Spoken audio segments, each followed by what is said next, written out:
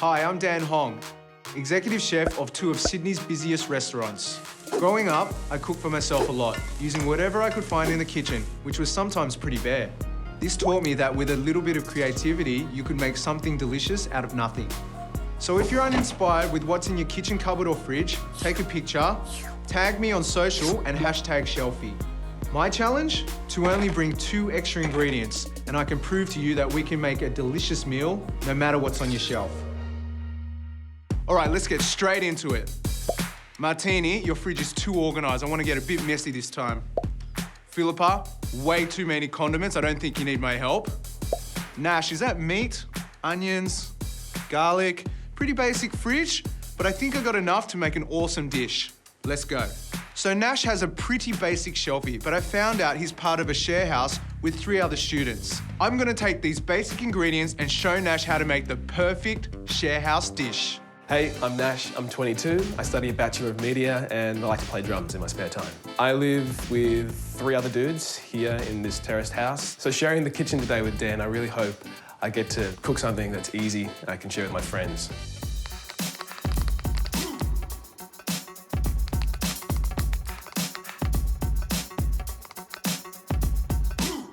Shelfie rule state I can only bring 2 ingredients. I got tahini and Guōza wrappers. I'm gonna make Shelfie style Guōza.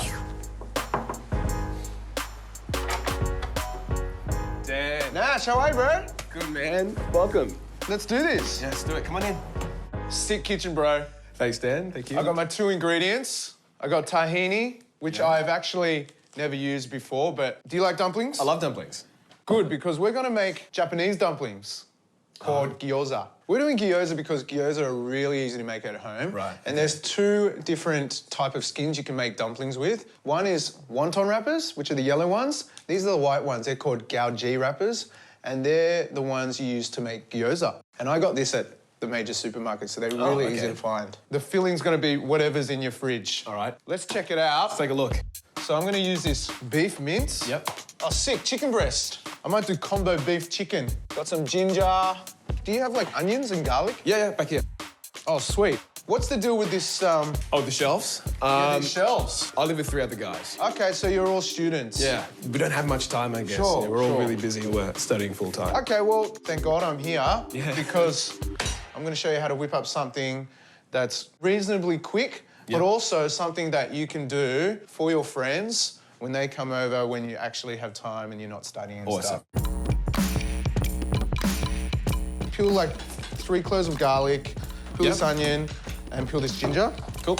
All right, so basically I'm just gonna dice this chicken, right? We're gonna have 2 different textures in this Guōza. We're gonna have the mince and the diced chicken. So Nash, what are you studying? I study a Bachelor of Media.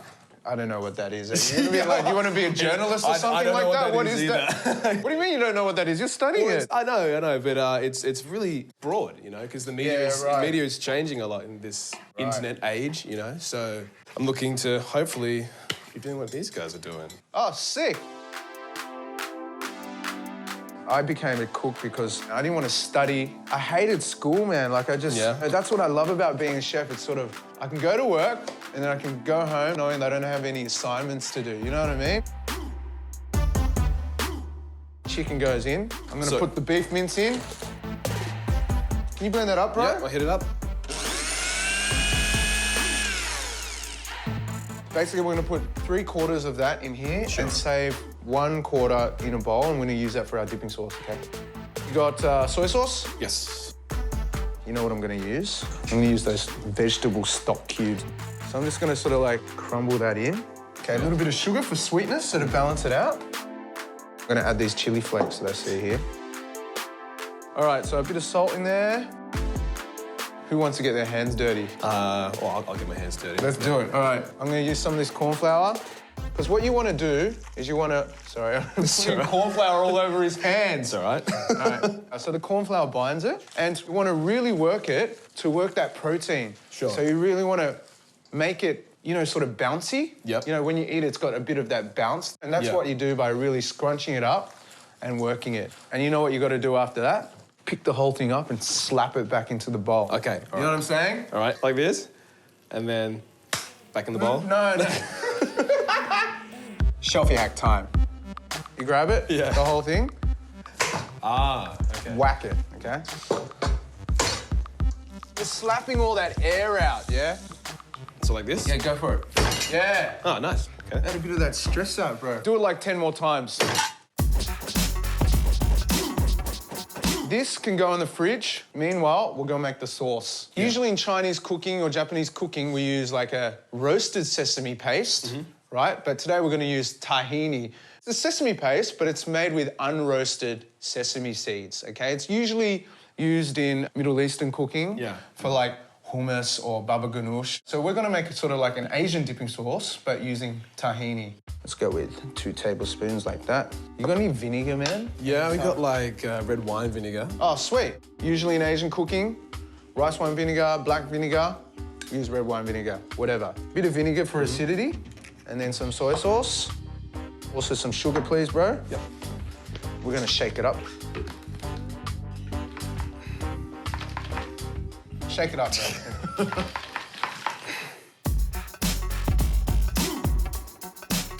Let's try it. Sweet.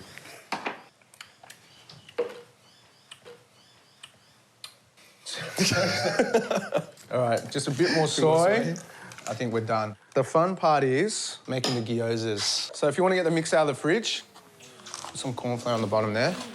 Shelfie hack time. Get one in your hand. Get some mix. You want to get a little bit of water and just moisten the edges. And then just bring the bottom up to the top and seal it up the top and pinch it with your fingers. Okay. Pinch it as hard as you can so it seals. Yep. Okay. And then go from the middle to the edges and seal it all the way around. Oh, okay. And then you can just sit them down like that. So do you cook much at home? Like, what's the deal? I used to cook a lot as a kid. Yeah, so what did you do? I did like, you know, pasta, bolognese, curry sometimes, stroganoff, that sort of stuff. Sick. What happened? Yeah, Seriously, Mum what would be did very happen, happy. man? I don't have any time now, Dan. I've got no time. So how many dumplings are we going to make here? Well, I don't know. Like, I mean, it's just you and me. We're gonna eat, right? Well, actually, no. I have some friends who might want to come around and try some of these dumplings. Then we've got to make about 100. Okay. So you better hurry up.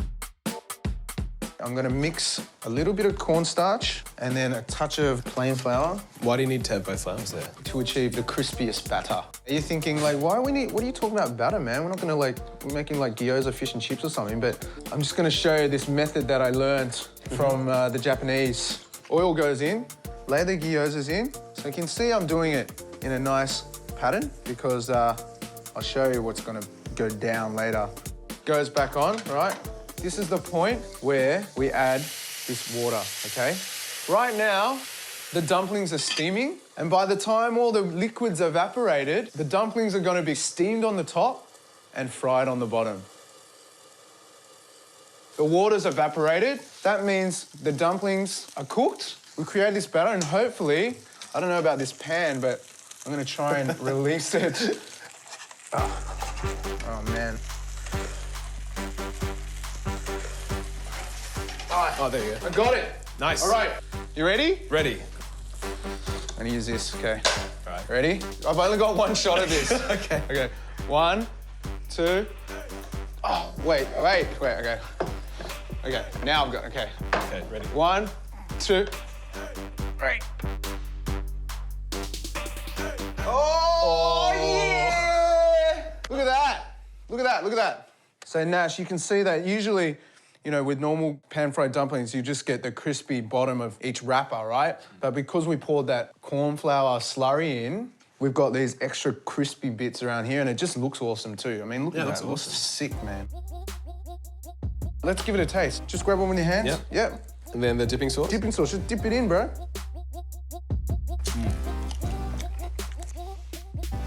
That's really good. I'm gonna have another one, I think. Me too, man. I mean, I'm a dumpling hog. I could eat like 50 dumplings in one sitting, eh? Easy, easy. Is that the door? Boys! How are ya? How's it going? You guys hungry or what? Yeah, man. The boys are here. Hey, guys. Hello. You must have heard there was free food, right? Yeah, man. Definitely.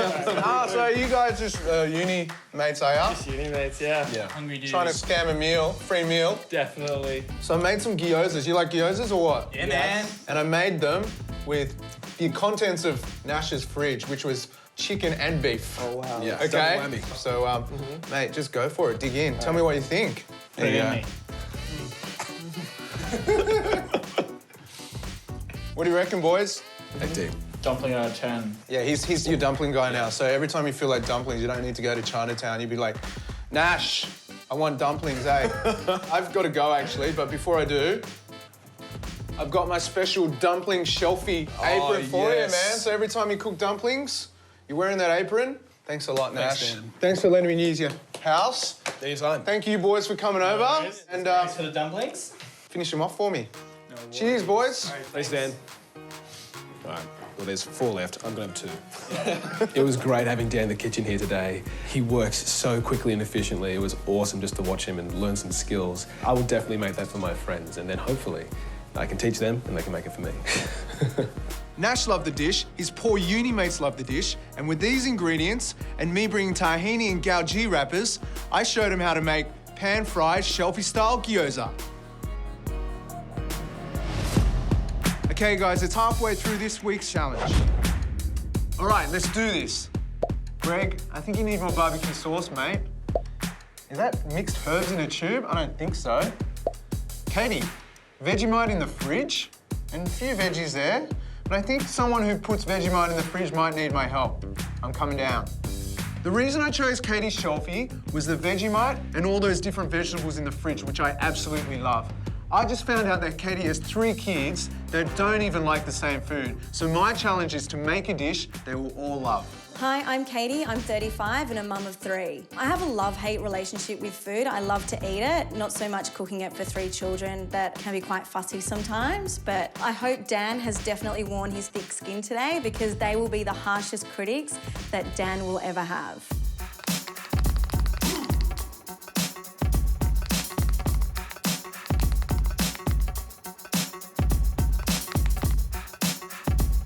Shelfie rules state I can only bring 2 ingredients. I've got furikake and risotto. I'm gonna make a faux fried rice. I'm late. Hi, Katie. Hey, Dan, how are you? I'm good. I'm That's good. I've got to get the kids in half an hour. Come on. Okay, let's do it. Let's get into it. How long do I have? We've only got 30 minutes till I need to get the kids. Okay, 30 minutes. Katie's got 3 kids, and we've got 30 minutes to get everything ready, and then when they come back, I'm gonna cook for them. Sounds good. Awesome. Basically, I've got my 2 ingredients, which is risotto, Yeah. and do you know what this is? I have no idea what that is. This is called furikake. So furikake is a Japanese seasoning that is usually used to season rice. Shelfie hack time. You told me your kids love fried rice. Yes. But everyone knows fried rice is really hard to cook at home. That's true. So I'm going to make it easier for you to use it with risotto because not many people know that you can use risotto to make fried rice. But I need to check out your fridge. Okay, all right. You've got lots of veg, broccoli. Gonna Yeah. use that. What's in that brown bag? Just some steak I was going to use for a barbecue on the weekend. That is huge. It's like a 1 kilo steak right there. We'll use that. Is that bacon? It is, yes. Use some bacon. I might use some of these green beans from your Shelfie that you sent me. Yeah. I saw the Vegemite. So I'm going to use that. I'm going to marinate the steak in Vegemite. What? Okay. Yeah, word. People don't know that Vegemite is like a classic sauce of umami. Oh, wow, okay. So I need a sharp knife. We're going to marinate this steak because that takes the longest. My husband's always telling me to sharpen knives, but I think that's my sharpest one. Is it? Not those ones? No, yeah, they're quite blunt. I mean, that was... I think I was trying to open What is that? a jar with the top. Yeah, right, Snapped okay. off. So I'm probably just going to use half of this because this is a great way to use meat Yeah. without everyone getting like a 200-gram steak. It's, Yes, it's a yeah. lot cheaper, it's a lot more cost-effective. Yeah. I'm probably going to cut this into 2 thin steaks. So you Yeah. must be pretty busy, Dan. Yeah, I'm fully busy. You've got 2 kids yourself, haven't you? I do. I have a 3-year-old and a 1-year-old. What do they say? Little people, little problems, big people, big problems or something? Is that... I don't know, I've never heard that. Oh, but- haven't you? I think I just made that up anyway. It sounded good. So marinade. What we're gonna do is like a honey soy marinade, but like instead of soy, Vegemite takes its place. I need some honey. And what other stuff do you have? Do you have like Asian stuff? Oyster sauce, hoisin sauce. All right, so check this out. Honey in, so that's like the sweetness right there. And then I'm gonna add the hoisin sauce. Also adds a bit of sweetness as well. Okay. And then just a little bit of olive oil. And that's your marinade right there. Wow, oh my gosh. Yeah. Okay, so I'm just gonna try that. That's really good. Have a taste. You see which finger I used? Actually, that's really good. You can really taste the salt and the sweetness of the honey. Totally. Okay, so Katie, you want to just get some gloves on and just massage that into the meat? Okay. So ideally, you want to marinate that for about 20 minutes. Let's get the water on.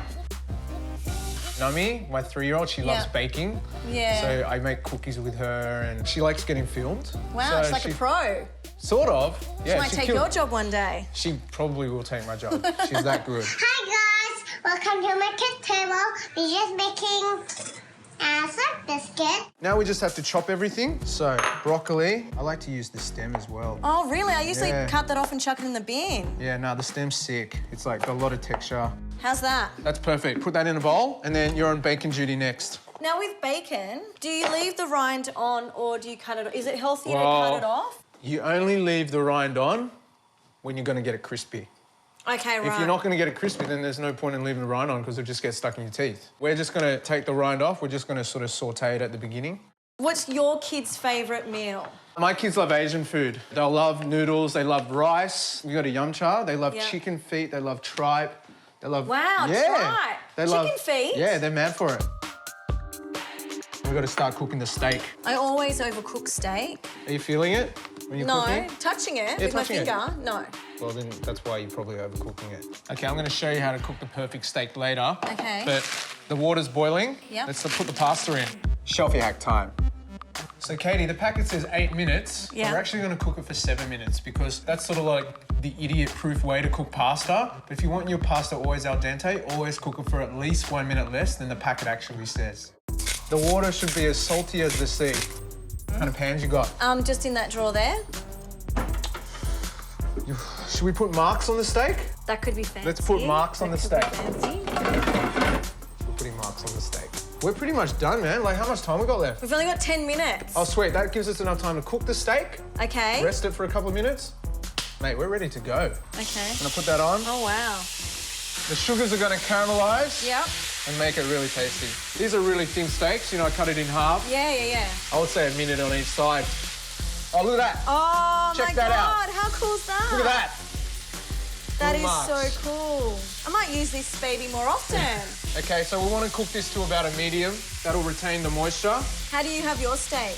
I like my steaks medium rare. I like mine well. My mum gets really upset with me when I go out for dinner Are you with kidding? her and I order it well. Okay, I'm out of here. Bye. No, I'm joking. I don't like But, blood. I don't like the blood kind of... The most important thing about steaks is that you need to rest them. This meat, by the time we stir so fry it, beautiful. it's gonna be really moist and really delicious. Okay, let's get this risotto off. We've got about 5 minutes left, just so you know till I have to Don't go. worry about it. All right, so that goes in the bowl, and then I'm just gonna moisten it with a little bit of olive oil. Shelfie hack time. If you're cooking fried rice, you should never cook the rice when it's hot. It's always best with leftover rice. You're right. So what I usually do is I cook the rice and then I lay it out on a baking tray and I put it in the freezer and then it's cold and then I'll put it with the veggies in the fry pan. That's pretty good. That's actually a pretty good idea. That's not bad. Something you could use in one of your restaurants, Yeah, maybe. that's a Shelfie hack for me, actually. There you go. Freezing my rice. The steak's only very thin, so it only needs a little bit of resting time. Oh, wow, that looks really good. Look at how juicy it is. Can you eat a piece? This is medium. Okay. Yes. Oh, that's really good. It's really juicy. I think you've converted me. And I'm not, like, breaking my jaw trying to chew it either, like I usually am. My gosh. All right, Dan, I'm going to leave you to it. I've got to go get the kids now, all right? Sweet. They're tough critics. Mate, don't worry about it.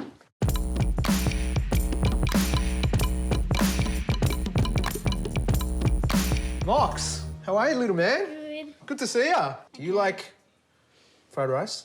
Yes. Do you like pasta? Yes. Do you like steak? Yes. Do you like broccoli? Yes. Do you like Japanese food? Yes. I'm in. First of all, I need an egg and I need some butter.